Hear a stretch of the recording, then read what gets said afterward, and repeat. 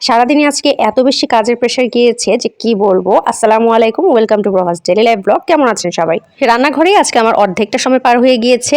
যাই হোক, আমরা সবাই একসাথে ইফতারি করে নিলাম, যেহেতু আমার বাসায় গেস্ট আছে, আমার শ্বশুর শাশুড়ি আছেন। তো আজকে একটু রাত্রে ডিনারে একটু বিশেষ কিছু আয়োজন করব। তো এর জন্য বেশ কয়েকটা আইটেম আমি একটু দিনের ভাগেই করে নিয়েছি, আর বাকিগুলো রাত্রে করব।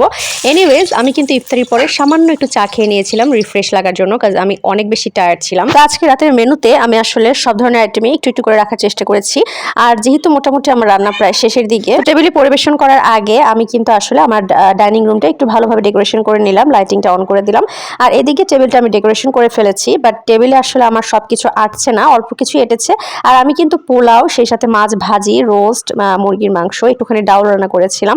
প্রায় সব ধরনের আইটেম একটু রাখার চেষ্টা করেছিলাম। আর হ্যাঁ, অবশ্যই আমি একটু ভাত রেখেছি, কাজ আমার শ্বশুর শাশুড়ি কিন্তু তারা ভাজা পোড়া বা এই রিচ ফুডগুলো তেমন একটা খায় না, বাট তারপর হচ্ছে তাদের জন্য সামান্য একটু আয়োজন করেছিলাম। তো যাই হোক, আমার আজকের এই রান্নাবাড়া ব্লগটি আপনাদের কাছে কেমন লাগলো অবশ্যই সবাই জানাবেন। ভালো থাকবেন।